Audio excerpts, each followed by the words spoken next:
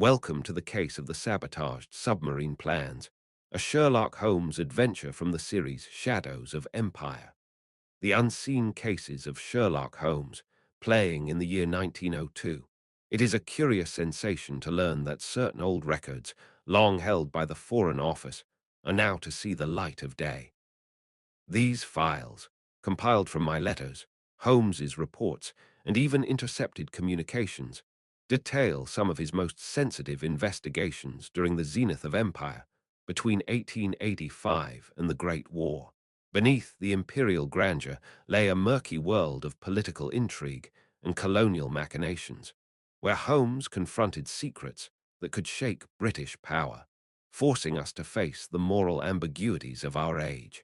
This collection reveals these shadows of empire, the unseen cases of Sherlock Holmes. Allow me now to recount one such affair from this collection. It concerns the perilous matter known as the case of the sabotaged submarine plans. Chapter 1. The November evening had drawn in.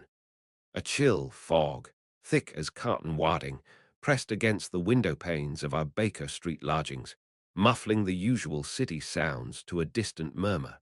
The only distinct noises within were the rustle of my pages, as I attempted to interest myself in a recent treatise on naval armaments, and the occasional soft sigh from Holmes, curled in his armchair, deep in the analysis of some obscure medieval charter. The sudden, sharp peal of the doorbell shattered the quiet. The sound, abrupt and insistent, caused me to start, and even Holmes lifted his head, an inquiring eyebrow raised. We heard Mrs. Hudson's approaching footsteps, and a moment later she presented a discreet, cream-laid envelope. Holmes took it, his fingers turning it over with a flicker of interest. "Ah, the familiar hand of my brother Mycroft," he remarked, his voice, usually so even, holding a note of dry amusement. "And delivered by special messenger, if I am not mistaken. This portends matters of some urgency, Watson," replied Sherlock Holmes. The faint rasp of the paper knife slitting the envelope was the only sound as his eyes rapidly scanned the few lines of script. A frown, almost imperceptible, touched his brow. "Indeed, it appears we are summoned to the Diogenes Club. Immediately." The word immediately was uttered with a certain gravity, a low timbre that dispelled any thought of a mere social call. "The Diogenes Club. At this hour, Holmes?" I queried, knowing his brother's peculiar habits and the establishment's notorious reputation for silence. Dr. John Watson commented. "Precisely, Watson, which indicates the affair is of no small import. Mycroft does not deviate from his routine for trifles. Come, fetch your hat and coat. The game, as they say, is afoot," Sherlock Holmes noted. Our hansom clattered through the muffled streets. Gas lamps struggled to pierce the dense fog, casting hazy aureoles that barely illuminated our path. Soon, the rhythmic clatter ceased as we drew up before the somber facade of the Diogenes Club in Pall Mall. Within its portals, an almost preternatural hush reigned, a stark contrast to the city outside.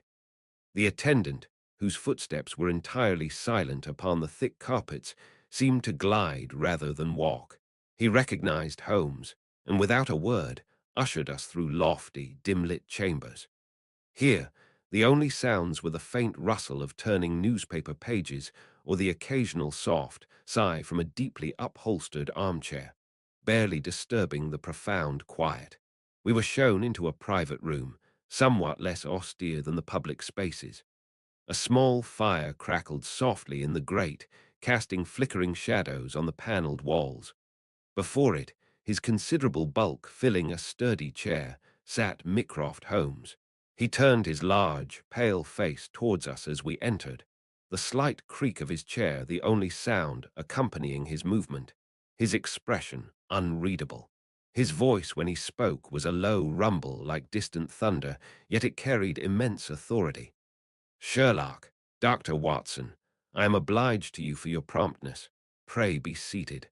The matter is delicate and of the utmost gravity," Mycroft Holmes answered. I settled into a chair with a soft sigh of its cushions. whilst Holmes remained standing, his keen gaze fixed upon his brother. The air in the room felt heavy, the silence punctuated only by the gentle hiss and crackle of the fire, amplifying the unspoken concerns. To be blunt, Mycroft continued, his voice dropping to a near whisper, there has been a theft from the Admiralty, from a vault believed to be impregnable, answered Mycroft Holmes. And the nature of the stolen articles? Holmes inquired, his tone sharpening with professional interest. Sherlock Holmes responded. Blueprints, Sherlock. The complete, detailed plans for a new class of submarine. A vessel so revolutionary it promises to redefine naval warfare, ensuring British supremacy for decades to come. Mycroft's voice, usually so measured, betrayed a hint of strain. Mycroft Holmes replied, I confess, a chill ran down my spine, and I believe I may have drawn a sharp, involuntary breath. Submarine technology was a closely guarded secret, its potential in wartime immense. The loss of such plans to a rival power would be catastrophic. These are not merely schematics, gentlemen, Mycroft elaborated, his gaze sweeping between us. They represent a leap in offensive capability that could irrevocably alter the balance of power in Europe. In the wrong hands, well, the consequences are unthinkable. The German emperor, in particular, would give a king's ransom for them, Mycroft Holmes said. Holmes, who had been listening with an almost unnerving stillness, now straightened with a sudden, sharp intake of breath that was almost inaudible. His eyes, which had seemed languid moments before, now glinted with that familiar, intense light that I knew so well. The languor was gone, replaced by an electric alertness. The vault, Mycroft, describe its security, and when did this unfortunate event occur? His words were crisp, cutting directly to the heart of the matter, replied Sherlock Holmes. Details are still emerging. It appears to have happened within the last 12 hours. The First Lord is beside himself. Your discretion, Sherlock, is paramount. This must not reach the press. The stability of the government itself could be threatened, said Mycroft Holmes. Indeed, Holmes murmured, his gaze distant for a moment as if already sifting through possibilities. Then, with a decisive nod, he declared, This is no mere pilfering, Mycroft. This is an act of strategic warfare. Watson and I will, of course, lend our full assistance. Our first port of call must be the Admiralty itself. The scene of the crime will undoubtedly hold the initial threads of this dangerous tapestry, declared Sherlock Holmes. Mycroft Holmes gave a slow nod, a faint sigh of relief escaping him, a measure of that relief smoothing his broad features. I anticipated as much, Sherlock. I have made arrangements for your immediate access. Time is of the essence, answered Mycroft Holmes. As we rose, the scrape of our chairs on the polished floor briefly broke the room's quiet.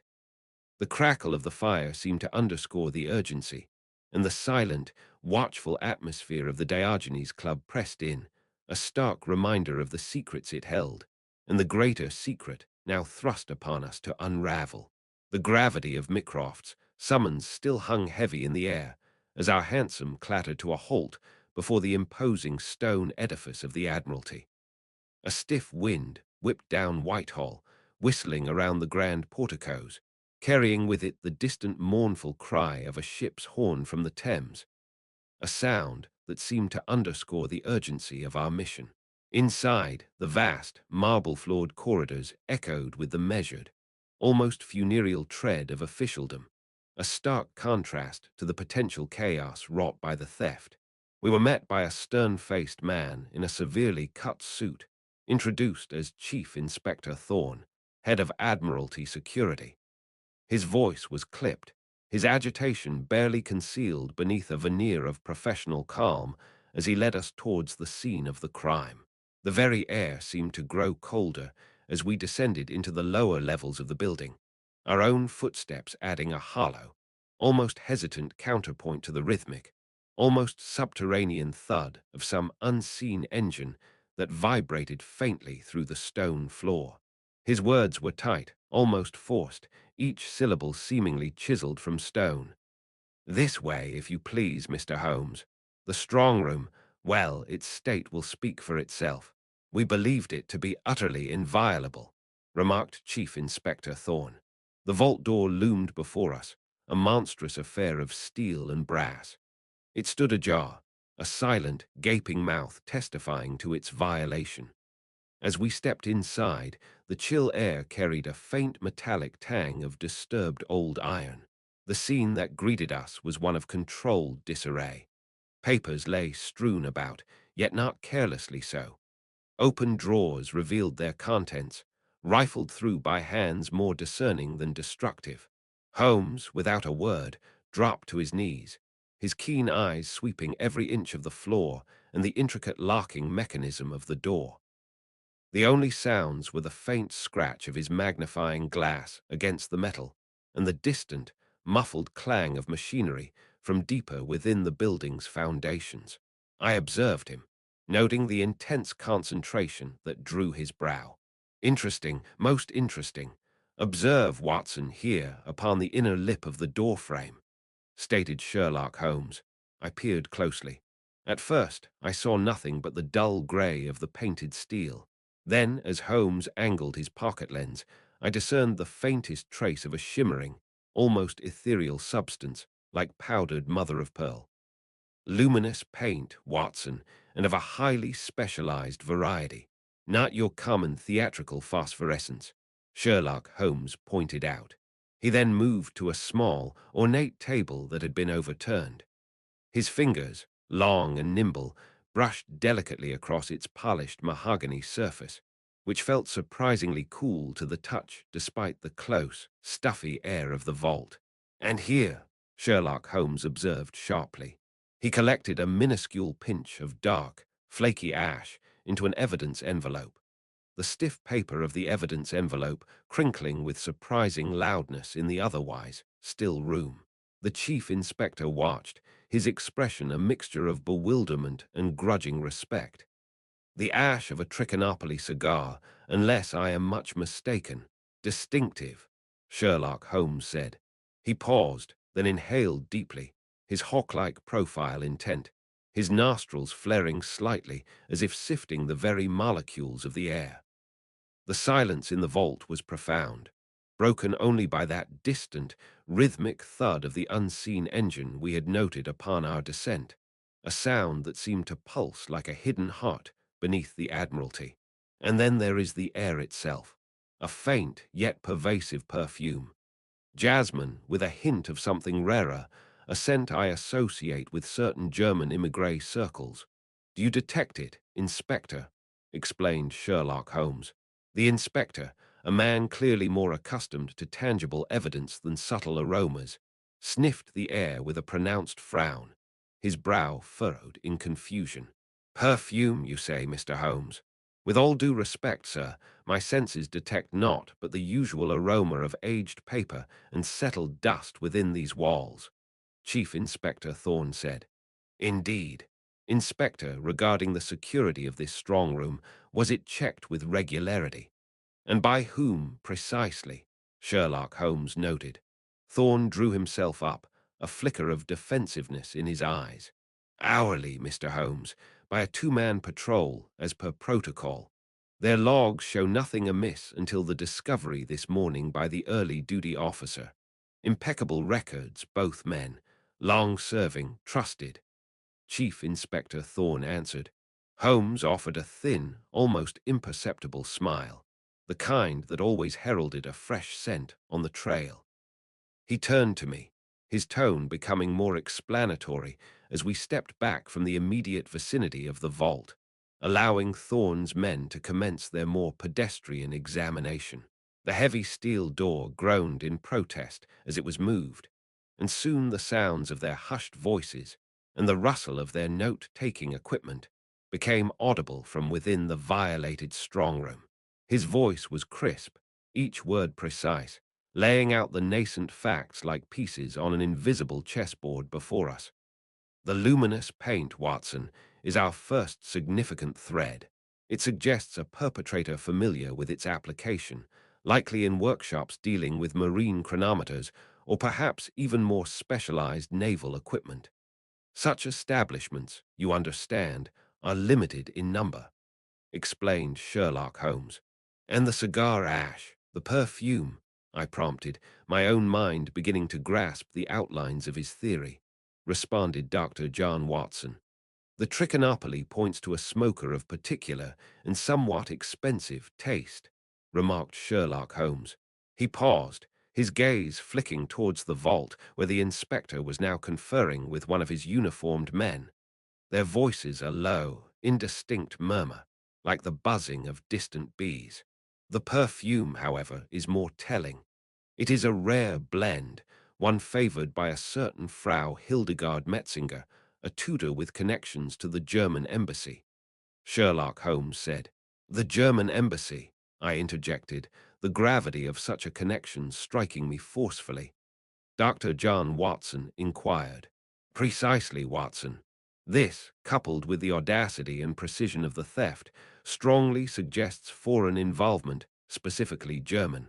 They did not simply stumble upon this vault, it was targeted, explained Sherlock Holmes.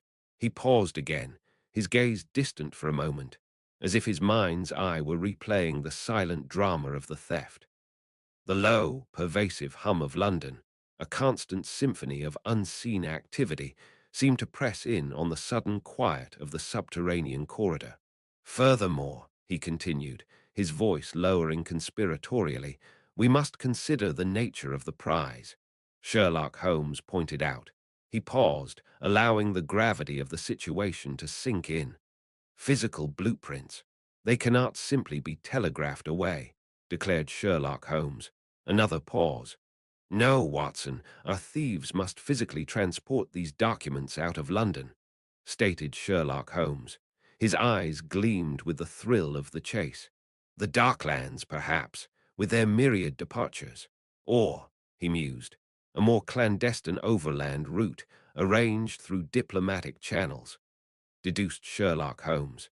Chief Inspector Thorne, who had evidently concluded his initial instructions within the vault, overheard the latter part of Holmes's deductions.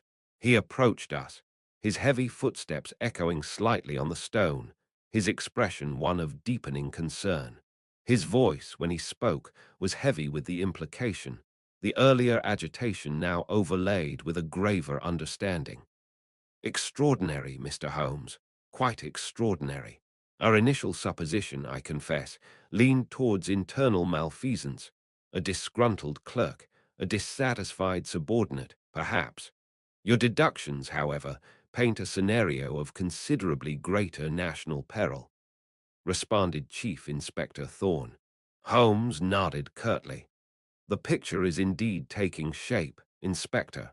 The sophistication of the entry, these specific traces they speak of meticulous planning, remarked Sherlock Holmes. Thorne absorbed this, his face a mask of grim understanding.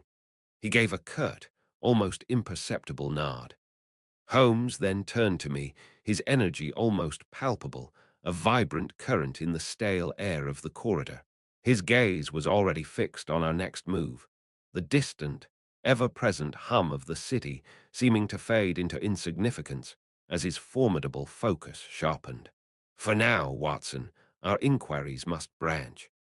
While the police pursue the trail of the luminous paint, and I trust Inspector Thorne will see to that with all diligence, we shall require intelligence of a different sort, deduced Sherlock Holmes. And what sort might that be, Holmes? I asked, sensing a new avenue of investigation opening before us, a path leading away from these cold, official stones. Dr. John Watson added, information on certain individuals within naval and diplomatic society. There is one whose finger is ever on the pulse of such delicate matters, one who moves in circles quite beyond the reach of Scotland Yard or even the Admiralty's own security. Sherlock Holmes pointed out. I knew at once to whom he referred. Our path, it seemed, was indeed leading us from the cold, echoing stone of the Admiralty to the altogether different, yet no less intricate and potentially treacherous world of London's high society and its shadowy undercurrents. Following our unsettling discoveries at the Admiralty, Holmes wasted little time. The very next afternoon, a crisp autumn wind whipping at our coats and sending leaves skittering across the pavements, found us before an elegant Mayfair townhouse. The faint, rhythmic clatter of a hansom cab receded down the street as Holmes raised the polished brass knocker, its echo sharp in the crisp air. The door, a formidable barrier of dark, glossy wood, opened with a well-oiled silence, revealing a liveried footman. We were ushered into a drawing-room where the city's chill was held at bay by a cheerfully crackling fire, its warmth a welcome embrace. The air was faintly scented with beeswax and dried flowers, a pleasant contrast to the metallic tang of the Admiralty vault. Lady Beatrice Foxglove rose to greet us, a vision of silks and subtle pearls, her smile welcoming. Her voice, when she spoke, was clear and possessed a certain musicality, each word distinct. "Mr. Holmes, Dr. Watson, an unexpected pleasure. To what do I owe this visit? I trust it is not merely social, though you are always welcome." Lady Beatrice Foxglove answered. Holmes's tone was direct, yet courteous. "Your acuity, Lady Beatrice, is as renowned as your hospitality. We seek information, which I believe only you are positioned to provide." Sherlock Holmes noted. She gestured towards a pair of plush armchairs, the firelight dancing in her intelligent eyes. A delicate porcelain teacup rattled faintly on its saucer as she settled herself. Her voice lowered slightly, taking on a confidential timbre. "Regarding the unfortunate business of the submarine plans, I presume. The whispers have, of course, reached even my secluded drawing-room," responded Lady Beatrice Foxglove. "Precisely. We seek information on naval officers and German diplomats. Have you noticed any new faces, sudden intimacies, or shifts in allegiance?" Sherlock Holmes said. Lady Foxglove paused, her gaze distant. The fire's gentle hiss and pop filled the silence as she seemed to review a mental ledger of London's elite. "The German embassy has certainly been more active. Not overtly, but there's a quiet intensity to their recent soirees. One individual, Frau Hildegard Metzinger, has become quite prominent. A charming language tutor, fluent in English with undeniable allure. She's befriended several younger naval lieutenants, and her perfume is distinctive, foreign, and likely expensive." Lady Beatrice Foxglove replied. I saw Holmes's eyes gleam, a flicker of understanding passing across his keen features. He leaned forward, his voice dropping to a near whisper. "Distinctive, you say? Can you describe this perfume, Lady Beatrice?" Sherlock Holmes noted, her brow furrowed in concentration. "It is unusual, heavy with a sharp, almost citrus undertone, not typically English. I recall noticing it at the ambassador's reception last Tuesday. Commander Ashton was quite taken with her, I observed," replied Lady Beatrice Foxglove. Commander Ashton, the very man whose gambling debts had already cast a shadow of suspicion. Holmes sat back, a thin smile playing on his lips. The pieces were beginning to align. "Lady Beatrice, your observations are invaluable. This Frau Metzinger, the language tutor, does she have associates with technical inclinations or access to specialized supplies?" Sherlock Holmes responded. "She considered this, her head tilted. Not directly that I am aware. However, she's been seen with Herr Muller, an attaché interested in industrial advancements. They frequent less salubrious, but discreet, East End establishments, my sources say, places to procure items not found in Mayfair," Lady Beatrice Foxglove said. Holmes rose, his movements brisk. The sudden rustle of his coat seemed loud in the expectant silence that followed Lady Foxglove's words. "The East End. Interesting. Watson, that rare German perfume from the vault now has a name and a potential network. A linguist charming naval officers connected to industrial secrets. The web clarifies," stated Sherlock Holmes. He offered a curt bow to Lady Foxglove. his eyes already distant, contemplating his next move. The faint, sweet scent of her ladyship's own rosewater perfume lingered in the air, a stark contrast to the foreign, intriguing fragrance now central to our inquiry. As we found ourselves once more on the Mayfair street, the wind now carrying the distant cry of a newsboy, I ventured. "So, Holmes, Frau Metzinger is our primary suspect," commented Dr. John Watson. His reply was sharp, cutting through the city noise. "She is a significant nexus, Watson. Her connections, her perfume, her association with those interested in technology, it all points to a carefully orchestrated operation. And if she or her associates required that luminous paint, well, few places in London offer such specialized, discreet work." Sherlock Holmes responded. He hailed a passing cab, its iron-shod wheels grinding noisily against the curb. As we settled inside, the familiar scent of old leather and horsehair filling the compartment, I knew our investigation was about to take us into far different environs than the polished salons of Mayfair. The game was most decidedly afoot, and the city's hum seemed to urge us onward. Our hansom cab, its wheels clattering rhythmically on the cobbles, rattled and swayed through Poplar's increasingly grim thoroughfares. The air thickened with coal smoke, tar, and the damp exhalations of the nearby Thames. The sounds of the bustling city gave way to the clang of unseen dockyard work and the mournful cry of a distant foghorn, painting a stark contrast to the refined atmosphere of Lady Foxglove's drawing room from which we had recently departed. His voice cut through the din with its usual clarity. "You recall, Watson, the peculiar, faint luminosity I observed upon the floor of the Admiralty vault. A mere speck, yet it spoke volumes," stated Sherlock Holmes. "Indeed, Holmes, you mentioned a specialized paint," Dr. John Watson said. "Precisely. My analysis revealed an exceedingly rare chemical signature, a phosphorescent compound used in specific marine applications. Only 3 London suppliers stock it. 2 serve the Royal Navy openly. The third, a smaller, more discreet operation, furnishes materials for private ventures.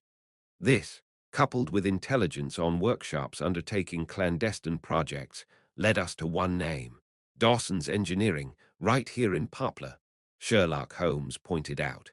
He gestured towards a narrow, shadowed alleyway as the cab horses clopped to a halt and the driver called out our arrival. We alighted, the damp chill seeping into our coats. The workshop before us was a nondescript, 2-story brick building, its windows grimy and dark, suggesting little of the activity Holmes suspected within. A low, rhythmic thrumming, like a powerful engine carefully muffled, could be faintly discerned, seeming to vibrate up from the very ground beneath our feet. Holmes, with a cursory glance up and down the deserted alley, its silence broken only by the distant hoot of a river tug, moved towards a weathered side door. It yielded to his touch, with a protesting groan of rusted hinges. We slipped inside, finding ourselves in a cavernous space, dimly lit by a few strategically placed gas lamps, their flames hissing softly. The air was heavy with the smell of hot metal, oil, and a faint, sharp tang I could not immediately identify. Tools lay scattered across workbenches, and massive, unfamiliar shapes loomed in the shadows. From somewhere deeper within, the occasional clang of metal on metal or the brief whir of unseen machinery echoed faintly. His voice was a low murmur, yet it carried easily in the stillness. "Observe, Watson, the game is afoot and the scent is strong," Sherlock Holmes pointed out. My eyes, adjusting to the gloom, began to pick out details. Sections of curved steel plating, intricate brass fittings, and complex arrays of pipes and valves. The faint, rhythmic hum we'd heard outside was more distinct here, vibrating subtly through the floorboards beneath the soles of our boots. These were no ordinary ship components. Then, on a bench near a formidable-looking lathe, Holmes pointed. A small part, carelessly left open, contained a thick, viscous substance that even in the poor light emitted a faint, ghostly glow.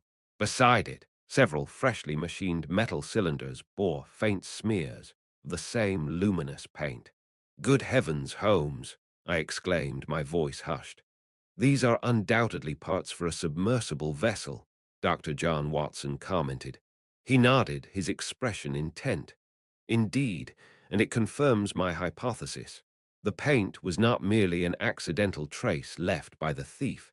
It is integral to the construction, or perhaps the marking, of these components." Sherlock Holmes responded. Suddenly, a heavy tread sounded from a far corner, accompanied by the scraping of a chair. A figure emerged from the shadows, a burly man in greasy overalls, his face set in a suspicious frown. He wiped his hands on a piece of cotton waste, his eyes narrowing as he took in our unexpected presence. His voice was a low, challenging growl. "Oi, what do you think you're doing in air? This is private." "No callers," replied workshop foreman. Holmes met the man's gaze coolly. "A mere inspection, my good fellow. We are interested in certain specialized engineering capabilities." He then picked up one of the smaller, hollow, cylindrical components, turning it over in his hands. "Consider this, Watson," he remarked, his tone thoughtful. "If one wished to transport sensitive documents, say, rolled blueprints, in a manner that would avoid detection, what better conveyance than within a piece of the very apparatus they describe? Hidden in plain sight, as it were, until needed," deduced Sherlock Holmes. The foreman shifted uncomfortably, but said nothing further, clearly intimidated by Holmes's confident demeanor and pointed observations. The implication was clear. This workshop was not merely building submarine parts. It was potentially involved in concealing the stolen plans themselves within those parts. "Our inquiries here are, for the moment, complete," Holmes stated, placing the cylinder back on the bench. "The evidence points compellingly. Now we must trace the chain of command, the individual who commissioned this precise and perilous work, likely someone with the authority to approve such specialized components and ensure their discreet handling, is our next target." As I suspected, Watson, all roads seem to lead towards Commander Thomas Ashton. His name, you recall, has surfaced not only in connection with these clandestine workshops, but also in circles that would benefit from such a theft. His potential role in this affair grows clearer, Sherlock Holmes noted. With a curt nod to the still silent foreman, Holmes turned, and I followed him back out into the murky embrace of the poplar alley, the thrumming of the hidden machinery fading behind us, replaced by the anticipation of our next, and undoubtedly more delicate, confrontation. Following our discoveries in the poplar workshop, Holmes wasted no time. His telegrams bore fruit, for the next morning found us navigating the Admiralty's imposing corridors. The air within was cool and still. Unseen typewriters tap-tap-tapped rhythmically, while officials measured footsteps echoed on polished linoleum. A hushed importance pervaded the place. Weighty matters of empire were clearly being decided behind each closed door. We were shown into a modest office, yet one that bespoke rank. Commander Thomas Ashton rose from behind a large mahogany desk cluttered with schematics and miniature brass components. The scent of ink and old paper mingled with the faint, metallic tang of an engineering workshop. Commander Ashton's voice was strained, a shade too high-pitched for his robust build. "Mr. Holmes, Dr. Watson, please be seated. I received your message via the First Lord," Commander Thomas Ashton answered. He gestured to two stiff-backed chairs, his hand trembling almost imperceptibly. I noted the dark circles under his eyes and his fingers drumming a restless tattoo on the blotter as Holmes settled. Holmes's tone was mild, yet carried an undeniable authority. "Commander Ashton, we are obliged by your swift accommodation. We are investigating a matter of some delicacy regarding the recent misplacement of certain documents pertaining to naval advancements," explained Sherlock Holmes. Ashton swallowed, his gaze darting to a half-open desk drawer before returning to Holmes. "A most regrettable affair, Mr. Holmes. A profound embarrassment. I have, of course, cooperated fully with the internal inquiry," Commander Thomas Ashton answered. "Indeed, and your own contributions to naval design are, I understand, quite significant, though perhaps not always afforded the prominence they merit," explained Sherlock Holmes. A flicker of pride, then a shadow of bitterness crossed Ashton's face. He straightened slightly. Ashton's voice gained some force, though the tremor remained. "I have devoted my life to the service, Mr. Holmes. My designs, they are sound. Revolutionary, some might say, if given the proper backing. But committees, you understand, they often favor the familiar over the truly innovative," Commander Thomas Ashton replied. Holmes nodded slowly, his eyes fixed on Ashton. I observed a new, expensive fountain pen beside a well-worn inkwell, and a gold watch chain glinted at his waistcoat, finer than expected for his rank, unless he had private means. Innovation often requires significant personal investment, does it not, Commander? Both of time and, dare I say, of capital, observed Sherlock Holmes. Holmes paused meaningfully. Yet the rewards, when they come, can be substantial, Sherlock Holmes said. Ashton's collar seemed to tighten. He ran a finger around its edge. Ashton replied sharply, "My finances are my own affair, sir. I assure you I live within my means," Commander Thomas Ashton replied, yet his eyes betrayed a hunted look. "Of course, but a man of your evident brilliance, working on projects of such national importance, it would not be surprising if others sought to exploit your knowledge, or perhaps even your frustrations," Sherlock Holmes responded. Commander Ashton pushed back his chair, the scrape of wood on floorboards loud in the silence. He rose and walked to the window, gazing at the grey courtyard. A distant bell told the hour, its clang drifting in. His voice was muffled, directed towards the window pane. "I am a loyal officer of the Crown, Mr. Holmes. Any suggestion otherwise is monstrous," Commander Thomas Ashton replied. Holmes rose. His voice retained its calm, analytical quality as he spoke. "Loyalty can be a complex tapestry, Commander, woven with many threads. Ambition, debt, resentment, these constrain even the strongest fibers. You have been most helpful. We may require your further assistance as our inquiries progress," observed Sherlock Holmes. Ashton turned, his face pale and drawn. He offered no word, merely a stiff nod as we took our leave. Back in the echoing corridor, the heavy oak door clicked shut behind us with finality, and Holmes turned to me. "A man pulled in two directions, Watson. His pride as an inventor warring with some hidden pressure. Did you observe the slight sheen of perspiration on his brow, despite the coolness of the room? Or the almost new kid gloves tucked carelessly into his coat pocket, far too fine for everyday naval use," declared Sherlock Holmes. "I confess, the gloves escaped my notice, Holmes. He certainly seemed distressed," Dr. John Watson commented. Holmes gave a thoughtful hum. "Distressed, yes, and quite possibly compromised. His resentment is a powerful lever, and his recent expenditures suggest a source of income beyond his salary. We must discover who might be in a position to offer him both the recognition he craves and the funds he evidently needs. Our next step, I believe, involves exploring the foreign interest in such advanced naval designs.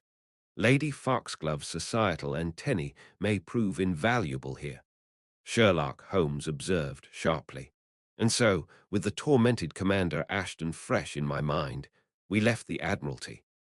The question of his guilt or coercion hung heavy in the London air, our path now turning towards the intricate web of international intrigue. Our unsettling interview with Commander Ashton had left a distinct impression of a man caught in a web of his own making, his brilliance perhaps overshadowed by resentment and pressing financial woes. Yet the direct path to the stolen submarine plans remained obscured. It was a communication from Lady Foxglove, delivered by messenger the following morning, that shifted our focus towards an entirely new and potentially more fruitful avenue of inquiry. He tapped the crisp vellum note thoughtfully. Lady Foxglove possesses an unerring instinct for the currents that flow beneath the surface of society, Watson. She speaks of a certain Frau Hildegard Metzinger, a tutor of languages, who moves with surprising ease within circles connected to the German embassy, and more significantly, amongst the families of several high-ranking naval officials, declared Sherlock Holmes. The name was unfamiliar to me, but Holmes had already consulted his voluminous commonplace books. The grey London dawn was breaking, casting long shadows across Baker Street as we prepared for a period of observation. A chill wind swept along the pavement as our hansom deposited us some distance from the imposing stone edifice of the German embassy in Carlton House Terrace. The street was relatively quiet, save for the distant clatter of a milk cart, the cries of a far-off newsboy, the metallic clang of a shop shutter being raised, and the rhythmic tread of a constable on his beat. We established ourselves in a small, steamy cafe opposite. The aroma of strong coffee, toasted bread, and damp wool a welcome, if temporary, respite from the morning's nip. The clatter of cutlery and the low murmur of other patrons provided a constant backdrop. From our vantage point, obscured by the grimy window and a strategically placed newspaper, Holmes's keen eyes seldom left the embassy entrance. A formidable fortress, Holmes. One wonders how anyone could penetrate its secrets, let alone those of the Admiralty. Dr. John Watson added, "Every fortress has its vulnerabilities, Watson, often in the most unexpected of places. We are not looking for a frontal assault, but a subtle infiltration. Observe," explained Sherlock Holmes. Several hours passed, marked by the occasional arrival or departure of diplomatic carriages, their wheels grating on the curb, the sharp clip-clop of hooves on the cobblestones, and the hushed tones of passers-by. A newsboy shouted headlines from the corner, his voice momentarily rising above the general street noise. "Patience, Watson," he murmured, his voice barely audible above the clinking of cups around us. "Our quarry, if Lady Foxglove's intelligence holds true, is a creature of habit, and it is precisely this regularity that shall prove her downfall," Sherlock Holmes observed sharply, and presently his vigilance was rewarded. A woman of perhaps 40 years, elegantly but soberly dressed, emerged from a side street and approached the embassy. She was admitted without delay. Holmes made a small, satisfied sound. "Frau Metzinger, I presume. Note the portfolio she carries, doubtless her teaching materials. Or so it would appear," stated Sherlock Holmes. Later that day, as we returned to Baker Street through the bustling late afternoon crowds, the air thick with the scent of coal smoke and roasting chestnuts, Holmes shared the initial fruits of his inquiries, pursued through his network of informants and discreet official channels. "Our Frau Metzinger is precisely as Lady Foxglove described, Watson. A tutor of languages, esteemed in several prominent households," stated Sherlock Holmes.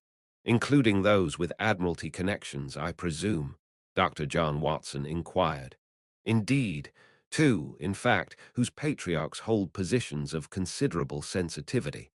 "The picture begins to clarify," stated Sherlock Holmes. Back in our Baker Street rooms, the gaslight hissing softly, the occasional crackle from the hearth where a low fire burned against the evening chill, Holmes elaborated, his voice sharp with conviction. "Consider her position, Watson.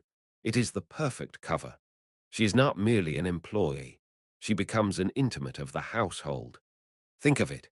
In the home of Rear Admiral Thornton, she might gently correct young Master Thornton's German pronunciation while his father discusses fleet readiness with a colleague in the adjoining study, the door carelessly ajar. Or perhaps, while ostensibly supervising the daughters of Captain Blackwood at their embroidery, she overhears Lady Blackwood's anxious telephone call regarding her husband's unexpected recall to Portsmouth. She is present during informal family discussions, overhears fragments of conversation, observes the daily routines, the visitors, the very atmosphere of Holmes where matters of state are common parlance. Good heavens, Holmes, I exclaimed. She would be privy to a wealth of unguarded moments, asked Dr. John Watson. Precisely. She builds trust, becomes a familiar, almost invisible presence. A kind word to a fretful child, a shared confidence with a lonely wife. These are the keys that unlock doors far more effectively than any jimmy. Imagine her, Watson, offering a sympathetic ear to Mrs. Davies, wife of Commander Davies, whose department oversees naval procurement, learning of his anxieties over new torpedo designs or the schedule of their testing. What better way to gather intelligence, to identify vulnerabilities, perhaps even to cultivate sources? Her access is unparalleled. We observed her meeting a junior attaché from the embassy earlier, a brief, seemingly innocuous exchange in St. James's Park after her supposed tutoring duties concluded. Far too discreet for a simple chat about the weather, I fancy, declared Sherlock Holmes. He paced before the fireplace, the floorboards creaking faintly under his tread. The evidence was circumstantial, yet the pattern he described was chillingly plausible. Frau Metzinger was not merely a tutor. She was a listening post, a subtle conduit for information flowing towards those who would do Britain harm. His pacing stopped abruptly. This intelligence, once gathered, must be transmitted. The physical plans, Watson, are too vital to risk discovery through conventional channels for long. They will require a swift and secure exit from the country. For that, one looks to the river, to the ships that ply their trade between our shores and the continent, Sherlock Holmes said. His gaze grew distant, his mind already racing ahead to the next phase of our pursuit. The heavy scent of stale tobacco smoke swirled around us, intertwining with the electric anticipation of the chase to come. As night fell, the gas lamps flickered to life outside our window, casting long shadows that seemed to point the way towards the bustling, treacherous world of London's Darklands. The London Darklands air hung heavy and damp around us. A miasma of brine and tar mingled with the pervasive scent of the unseen river. Through the rigging of silent ships, a chill wind whistled, redolent of distant mudflats, its mournful symphony mingling with the distant clang of metal on metal and the occasional, indistinct shout. Holmes, his face set in grim lines, navigated the labyrinthine alleys with an assurance that spoke of previous, less savory, expeditions. His voice was low, cutting through the ambient sounds. The efficiency with which Frau Metzinger procured her information, Watson, suggests an equally efficient method of disposal. These plans would not linger in London. No, they are destined for the sea, and quickly. The docks are the only logical artery for such a swift and clandestine departure. Sherlock Holmes noted. We made our first port of call at the Mariner's Rest, a dimly lit public house. Inside, the air was thick with pipe smoke and the low murmur of coarse voices, the floor slick with spilled ale and sawdust. Holmes, giving me a nod, approached a burly, red-faced fellow. This man, nursing a pint of stout at a corner table, possessed weathered hands that spoke of years hauling cargo. A word, my good man, if you please. We seek information regarding unusual shipments, perhaps something delicate, Sherlock Holmes said. The fellow, Sealers by name, eyed Holmes with suspicion, his reply a gravelly rumble. Delicate. Lots o' things delicate, round air, governor. Depends on your coin and who's asking, said Sealers. A discreet transfer of silver elicited little more than vague talk, foreign crews, hurried loadings. Clearly, this particular font of knowledge was either shallow or deliberately obstructive. We pressed on. Holmes's patience, I noted, was wearing thin. The quickened tap of his fingers against his thigh betrayed it. Deeper into the warren of warehouses we ventured. As the afternoon waned, the shadows grew longer, and the cries of gulls overhead seemed to mark our efforts. Then we found ourselves in a narrow passage between two towering brick edifices.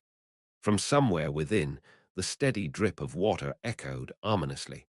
It was here Holmes accosted a wiry, nervous-looking youth, one who was attempting to scurry past us. The lad's eyes darted about like a cornered rat. "Hold a moment, lad. A fast departure, a special cargo, perhaps for a German port. Your knowledge could be rewarded," Sherlock Holmes noted. The youth, Finn by name, licked his lips. When he finally spoke, he stammered, his voice a reedy whisper, clearly intimidated by Holmes's penetrating gaze. "There's talk, sir. The Sea Serpent. She sails on the morning tide, bound for Hamburg. Carries a specialized mechanical part, they say, very hush-hush. Packed in a crate marked agricultural machinery," responded Finn. Holmes's eyes gleamed with a sudden, fierce light. This was the critical piece we sought. "The Sea Serpent. Excellent, Finn, and who oversees this precious cargo," observed Sherlock Holmes. The lad swallowed hard, his gaze dropping to the greasy cobblestones at his feet. "Men I've seen before, sir. Hard men. They say they answer to Colonel Moran," answered Finn. Colonel Moran. The name seemed to hang in the damp air like a shroud. So Moriarty's chief of staff was directly involved in the logistics. This meant the stakes had just escalated dramatically. Indeed, the web was complex, its strands leading to the very heart of the criminal underworld. "Watson, our time grows perilously short. The Sea Serpent, Moran's operatives, a dawn departure, the picture is complete. We must alert the Admiralty, and at once. Their complacency has already cost us dearly. Further delay would prove catastrophic," explained Sherlock Holmes. Turning on his heel, his long coat swirling, Holmes strode purposefully back towards the main thoroughfare. I hastened after him. Behind us, the cacophony of the docks seemed to fade. It was replaced by the urgent ticking of an invisible clock, counting down to a potential disaster for the Empire. Our next encounter, I sensed, would be with the very institution whose secrets we were striving so desperately to protect. The hansom deposited us before a grand edifice of Portland stone, the very heart of Britannia's maritime power. Within moments, we were ushered into the presence of Admiral Sir George Hawkins. His office was a testament to naval tradition, opulent and imposing, with vast maps adorning the paneled walls and the scent of beeswax mingling with old paper. A weighty grandfather clock in the corner ticked with a solemn, metronomic beat, each stroke seeming to measure out the seconds of national peril. Admiral Sir George Hawkins finally spoke after a prolonged scrutiny of Holmes. His voice was a low rumble, accustomed to commanding quarterdecks. "Mr. Holmes, I confess, your summons through your associate was most irregular. We have matters well in hand, I assure you," said Admiral Sir George Hawkins. Holmes, entirely unperturbed by the Admiral's formidable bearing, inclined his head slightly. The sunlight, catching the dust motes dancing in the air, illuminated the stern lines etched around the Admiral's mouth. "Indeed, Admiral," he queried, his tone deceptively mild. "And yet the plans for the Neptune's trident remain conspicuously absent," observed Sherlock Holmes. A brief, charged silence filled the room before Holmes continued, his voice calm but insistent. "My information, gleaned from the Docklands, suggests Colonel Moran's operatives prepare to convey them overseas aboard the Sea Serpent with considerable dispatch." Sherlock Holmes responded. A faint flush crept up the Admiral's neck. He shuffled some papers on his immense mahogany desk, the crisp rustle a sharp counterpoint to the clock's steady rhythm. The Admiral blustered, though his eyes betrayed a flicker of uncertainty. "Preposterous. Our internal inquiries are thorough. We suspect a low-level clerk, perhaps compromised by debt. The port authorities are alerted," replied Admiral Sir George Hawkins. "Alerted to what precisely, Admiral?" Holmes pressed, his voice acquiring an edge of steel. "To the mere possibility of a document being smuggled," declared Sherlock Holmes. He leaned forward slightly, his gaze unwavering, pinning the Admiral in place. Or to the specific, ingenious method of concealment, a method requiring technical knowledge and access far beyond a mere clerk. Were your vault's access logs cross-referenced with personnel possessing such expertise? Replied Sherlock Holmes. The Admiral stared, his formidable composure visibly cracking. The silence deepened, punctuated by the clock's relentless ticking. In that moment, the oversight of basic precautions, swallowed by bureaucratic complacency, hung heavy in the air. He cleared his throat, a dry, rasping sound. These are operational details, Mr. Holmes. We are pursuing all avenues. The Admiralty has procedures, Admiral Sir George Hawkins said. Procedures, Holmes interjected, his gaze unwavering, which have yielded nothing while our enemies move swiftly. Tell me, Admiral, what countermeasures are deployed to intercept the sea serpent? What assets are in position? Who commands this operation? Stated Sherlock Holmes. Admiral Hawkins opened his mouth, then closed it again. His expression was a mixture of indignation and a dawning, dreadful understanding of his department's inertia. He gestured vaguely towards a stack of files. His voice was noticeably weaker now, stripped of its earlier authority. We are coordinating. These things take time. There are protocols, interdepartmental communications. Admiral Sir George Hawkins answered. Holmes rose, a figure of lean intensity against the backdrop of naval grandeur. The look he cast me spoke volumes. The official channels were not merely slow, they were paralyzed. The Admiralty, in its labyrinthine self-importance, was incapable of the swift, decisive action required. Holmes stated, his voice devoid of any inflection. I see.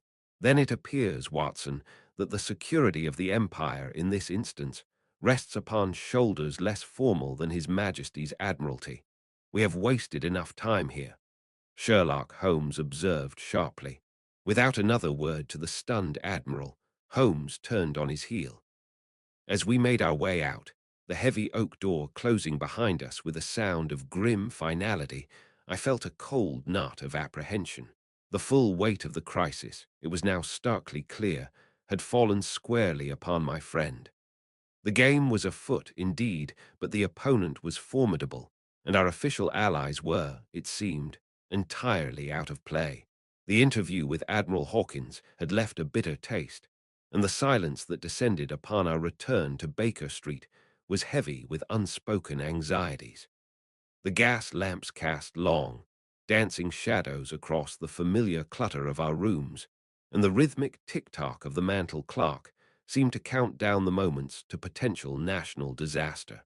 From the street below, the occasional rumble of a late-night cab, or the distant, mournful cry of a newsboy selling the evening's final edition drifted up, stark reminders of the city teeming around us, oblivious to the peril we faced. Holmes had remained largely silent since our departure from the Admiralty, his brow furrowed, his gaze fixed upon the heart of the crackling fire. Suddenly he rose, his movements lithe and purposeful, and began to pace the length of the hearthrug, his hands clasped behind his back. The floorboards creaked a familiar protest under his tread. His voice, when he finally spoke, was clear and resonant, cutting through the somber mood. The Admiralty's paralysis, Watson, Holmes said, his voice tinged with both frustration and resolve, whilst lamentable, serves to clarify our own position. The recovery of these plans rests solely upon our shoulders. There is no one else, Sherlock Holmes said. But where do we even begin, Holmes? The scope of it is immense, commented Dr. John Watson. He stopped his pacing and turned to face me, his eyes glinting with that keen, analytical light I knew so well. On the contrary, Watson, the path is becoming remarkably distinct. Let us collate the facts, and you shall see, replied Sherlock Holmes. He gestured towards a sheaf of papers on the mantelpiece, his notes from our inquiries. We began with an empty vault and a nation on the brink.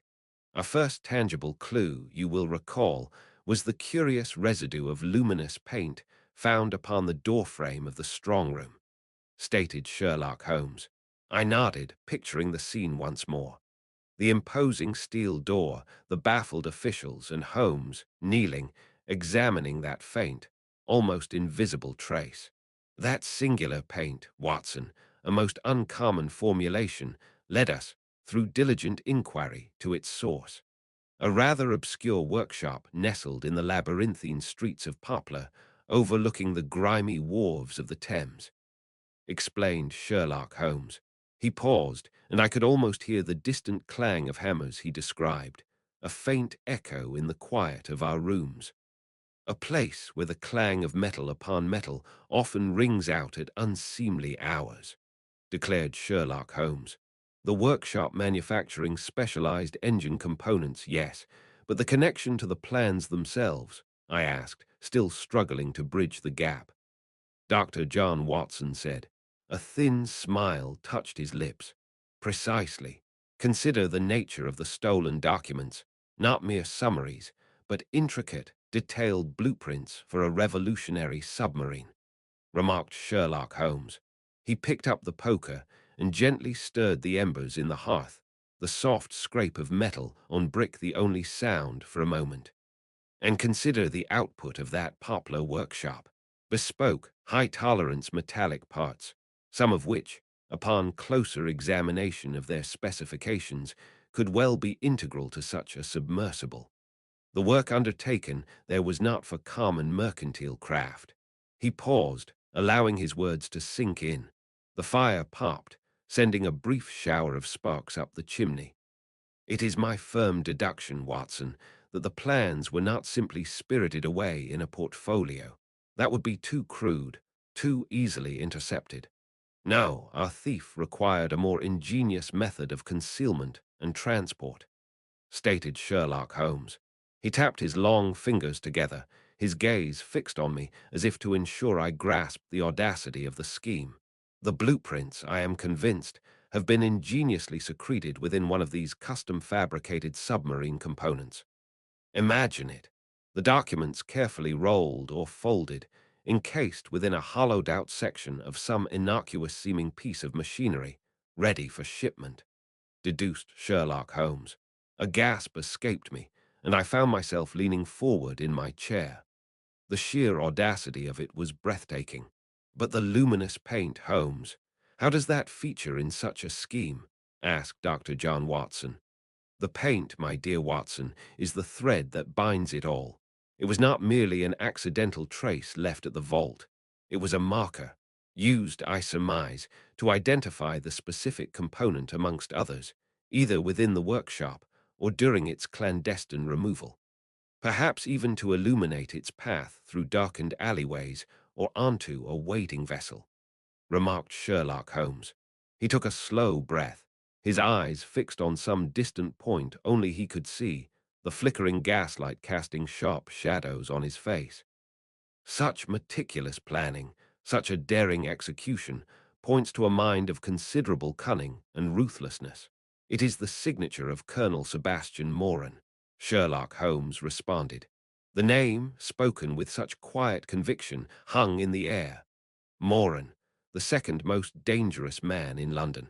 His methods are characteristically bold, relying on intricate preparation and exploiting the blind spots of officialdom.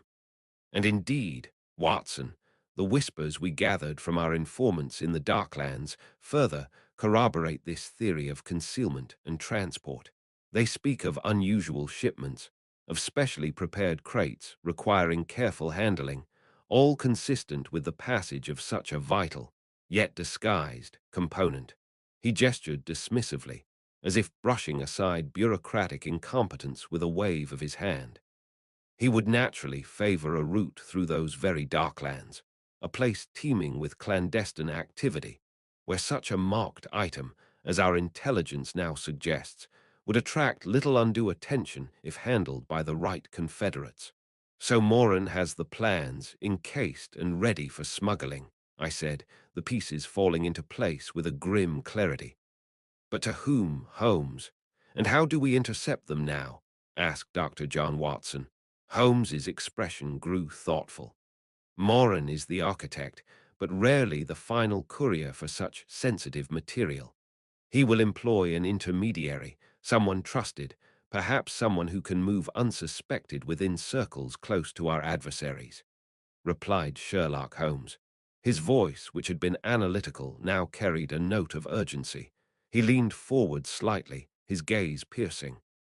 "Our next step, Watson, is to unmask this vital link in the chain. We know the method. Now we must identify the messenger before those plans reach German hands," Sherlock Holmes noted. His gaze seemed to look past me, into the intricate web of intrigue he was steadily unraveling.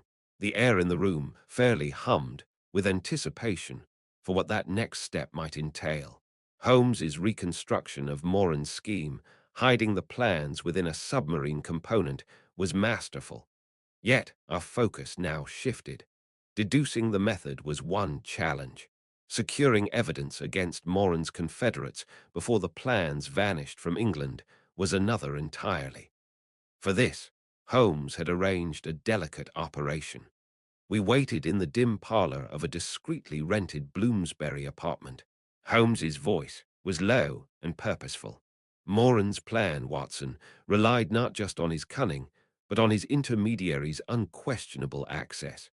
"Now we spring the trap for Frau Metzinger," explained Sherlock Holmes. Heavy curtains shrouded the sparsely furnished room, muffling the distant clatter of hansoms. A small fire crackled, its dancing light the only movement in the tense stillness. Holmes had chosen this neutral ground with care, a place where our quarry might feel secure enough to let down her guard. He had dispatched a carefully worded message, ostensibly from her German contacts, requesting an urgent meeting. "And you believe she will come, Holmes, and that this message will suffice to expose her," responded Dr. John Watson. Holmes nodded, his eyes fixed upon the door. "The message contains a specific, fabricated detail concerning the submarine's propulsion system," Sherlock Holmes said. He paused, a glint of anticipation in his keen eyes as he watched the door. "A detail so sensitive, Watson, that only someone deeply enmeshed in this espionage would recognize its supposed gravity. Her reaction will tell us all." A faint creak on the stair, then light, hesitant footsteps approached the door. A moment later, there was a gentle rap. Holmes rose, his expression unreadable, and opened it to admit Frau Hildegard Metzinger. She was, as I recalled, a woman of considerable charm, though today her composure seemed somewhat strained, her eyes darting nervously about the unfamiliar room. The scent of lavender water faintly perfumed the air as she entered. Holmes's tone was unexpectedly gentle. "Frau Metzinger, thank you for coming. Pray be seated. I believe you were expecting a communication of some importance." He gestured towards a sealed envelope upon the mantelpiece. Her gaze fixed upon it, a flicker of something, was it relief or calculation, passing across her features. She reached for it, her fingers trembling almost imperceptibly as she broke the seal. As she read, I watched her face intently. The color drained from her cheeks, and her breath caught in a small, sharp gasp. Her voice was a mere whisper, strained and thin. This is impossible. The hydro-turbine modifications, they were not to be implemented for another 6 months. How could this information be known?" Frau Hildegard Metzinger replied. Holmes stepped forward, his voice now carrying a steely edge. "Because, Frau Metzinger, that particular modification exists only in this letter and in our minds. It was a fiction designed to elicit the precise reaction you have just displayed," declared Sherlock Holmes. I saw Frau Metzinger flinch, her eyes wide with dawning horror. "Your intimate knowledge of the project's timeline, coupled with your alarm at this fabricated leak, confirms what I have suspected," declared Sherlock Holmes. Frau Metzinger seemed to shrink under his gaze, her hands twisting in her lap. "Your position as a language tutor to the children of several Admiralty officials, including those close to Commander Ashton, afforded you unparalleled access," Sherlock Holmes responded. He leaned in slightly, his voice dropping, yet losing none of its intensity. You were the conduit, were you not, for Colonel Moran, feeding him details, facilitating his connections, and preparing the way for the theft of those plans, replied Sherlock Holmes. Frau Metzinger sank into the chair, the letter fluttering from her grasp to the carpet. Her carefully constructed composure had shattered, revealing a woman caught in a web of her own making. The only sound in the room was the sigh of the fire and her quiet, ragged breathing. It was a pitiable sight, yet the gravity of her betrayal could not be diminished. Her words were barely audible, heavy with defeat. Moran, he promised it was for the good of peace, a balance of power. I never wished, responded Frau Hildegard Metzinger. Holmes's expression softened, though his resolve remained firm. The motivations, madam, are for others to judge. My concern is the recovery of those plans. Moran has them, and he intends to deliver them. You will tell us his arrangements, declared Sherlock Holmes. The confession began, drawn out by Holmes's incisive, relentless questioning. Piece by piece, she laid bare the final links in the chain of treachery. Tears streamed down Frau Metzinger's face as she spoke of divided loyalties, of Moran's insidious charm, and how she, a trusted tutor, had become a vital cog in his audacious scheme. With her information, the path ahead became starkly clear. Moran was not merely an architect of theft, he was on the verge of succeeding. Every tick of the grandfather clock in the hall outside seemed to amplify the urgency. Holmes sprang to his feet, his voice sharp with sudden energy. Watson, there is not a moment to lose. The plans are likely already in transit. We must intercept them before they reach the German embassy, or worse, leave the country altogether. Our chase begins now. The confession of Frau Metzinger had scarcely left her lips before Holmes was upon his feet, his eyes blazing with an intense, purposeful light. The game, as he often termed it, had reached its most critical juncture. There was no time for reflection. Only swift, decisive action could now prevent a catastrophe for the Empire. His voice was a keen blade, cutting through the tense atmosphere of our Baker Street rooms. Watson, your revolver. We must intercept them before the tide turns. Moran will not dally, and the plans for the Sea Serpent are undoubtedly bound for the continent. Sherlock Holmes said. Within moments, we were in a hansom, its wheels clattering furiously over the cobblestones. Our driver, spurred by Holmes's urgency and the promise of a generous fare, urged his horse into a near reckless gallop. The hansom swayed and lurched as we thundered through the rapidly darkening streets of London. Gas lamps cast fleeting, elongated shadows, momentarily illuminating the faces of startled pedestrians who scattered before our precipitous advance. The city flashed by a blur of brick facades, glowing shop windows, and the dark mouths of countless alleyways. The cacophony of the city enveloped us. The relentless clatter of our own wheels upon the cobbles, the shouts of other drivers, the distant rumble of an omnibus, and the occasional sharp cry of a newsboy hawking the evening's edition. Each sound seemed to heighten the desperate urgency of our mission. Holmes, beside me, was a figure of coiled energy. He leaned forward, his keen eyes scanning every intersection, every shadowed doorway, his mind clearly racing far ahead of our frantic pace. His knowledge of London's intricate web of streets was unparalleled, and he issued terse directions to our driver, quickly, man, through 7 dials.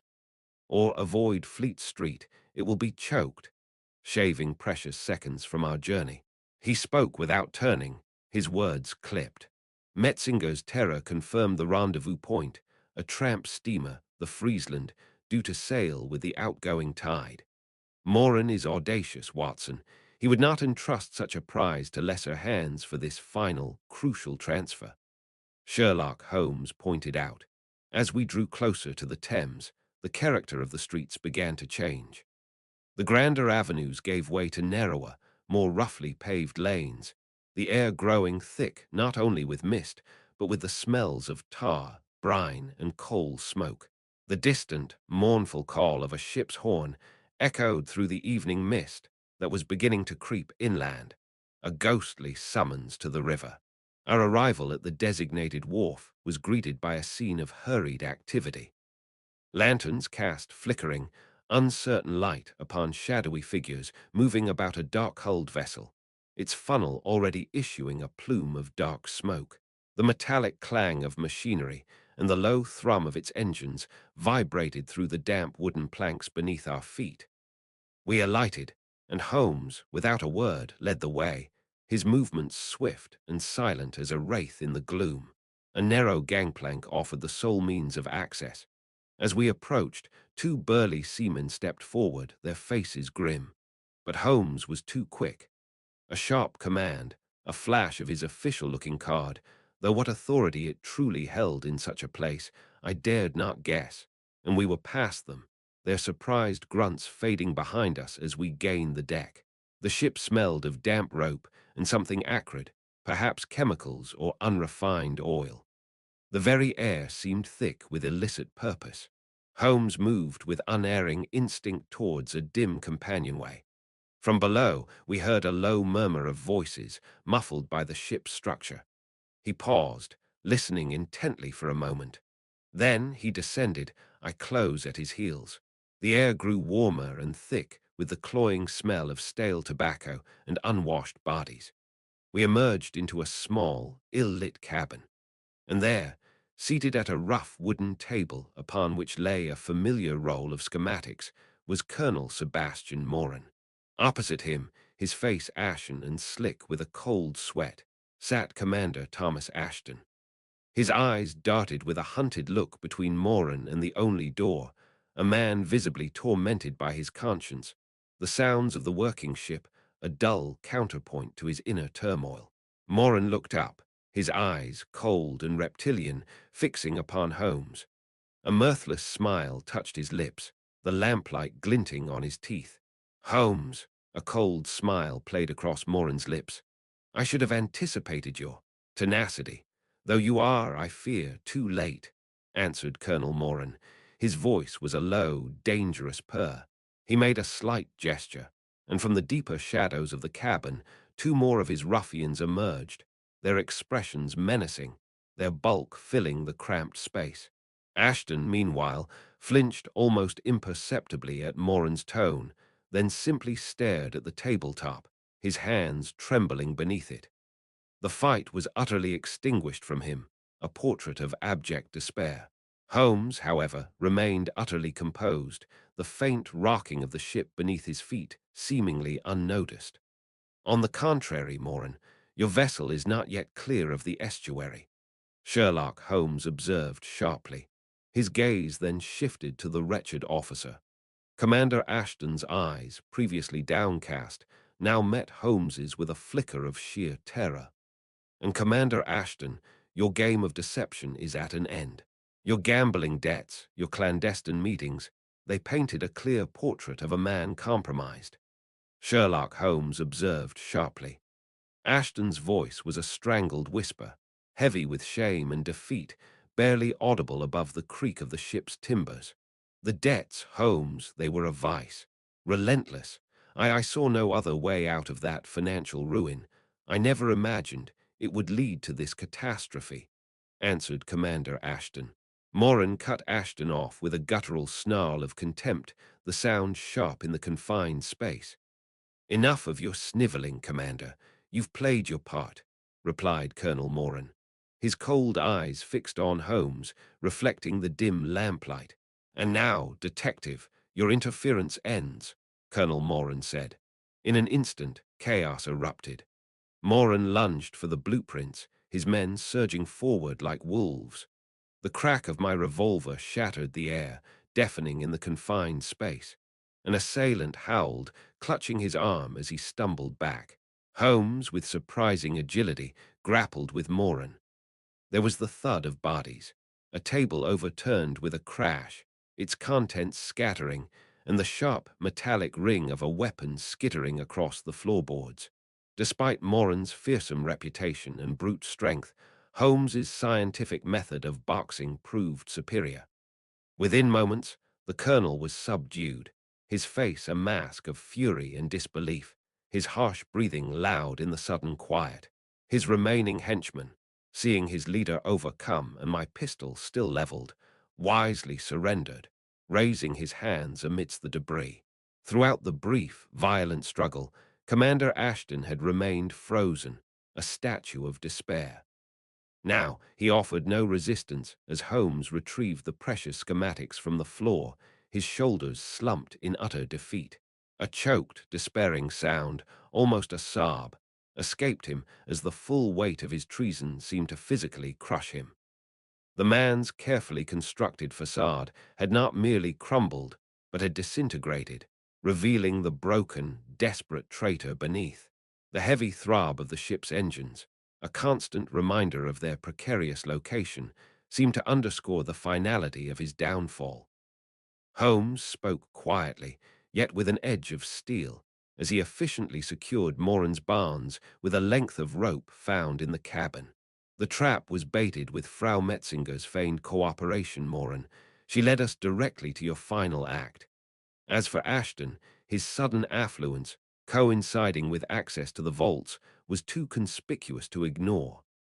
Sherlock Holmes noted.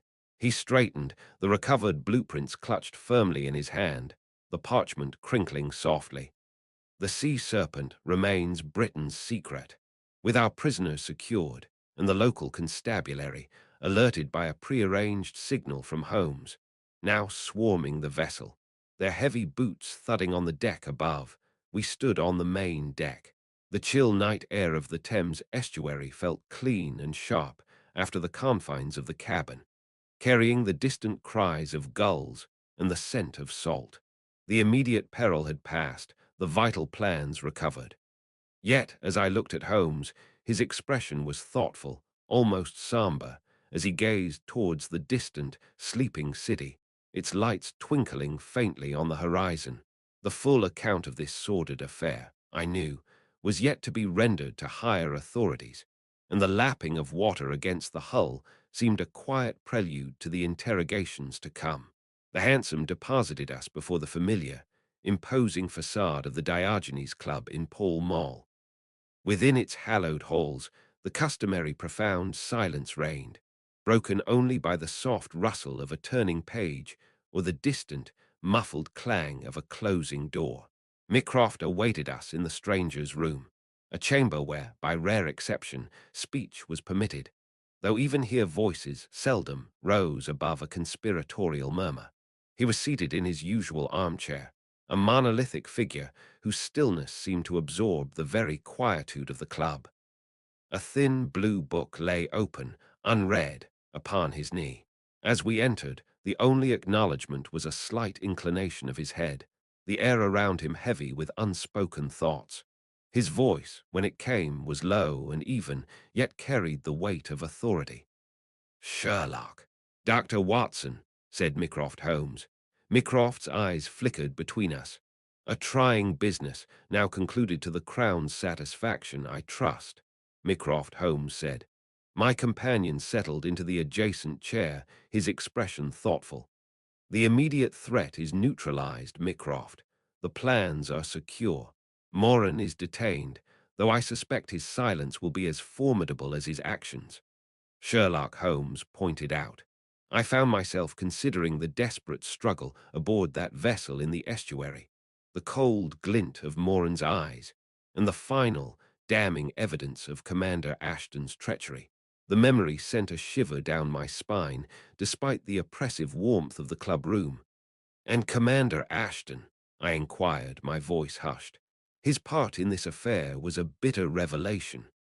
Dr. John Watson added. Mycroft's gaze shifted, perhaps to some internal ledger of state secrets. Commander Ashton awaits court-martial. His career is at an end. Disgrace is inevitable, imprisonment probable. A tragic waste of a brilliant mind, replied Mycroft Holmes.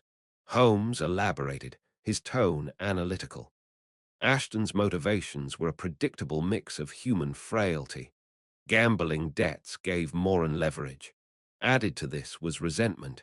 He felt his genius undervalued by the Admiralty. He saw himself as a patriot betrayed, which, in his twisted logic, justified betraying his nation. He didn't steal the plans himself, but facilitated their removal, a subtle distinction that mattered little. Sherlock Holmes observed sharply. Holmes paused, tapping his long fingers together.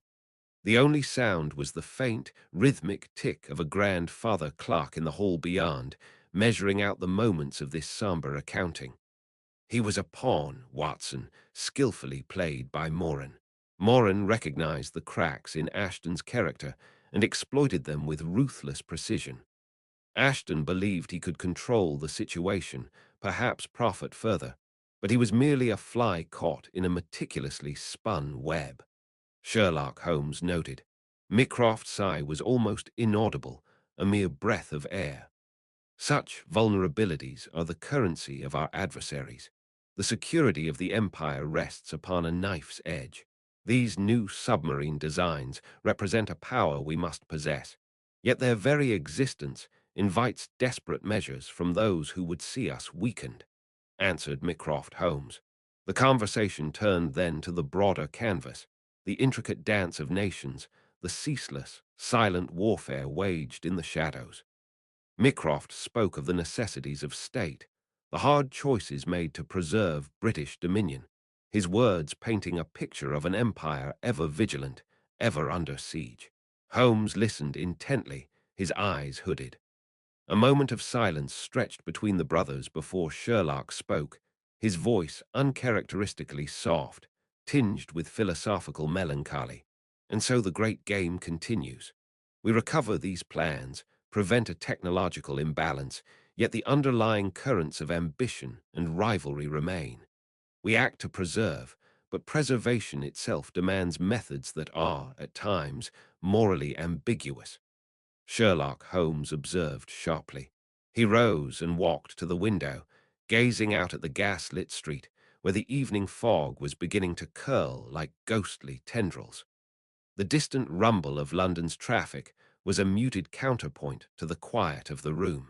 Espionage, Watson, is a grim necessity in a world of competing empires.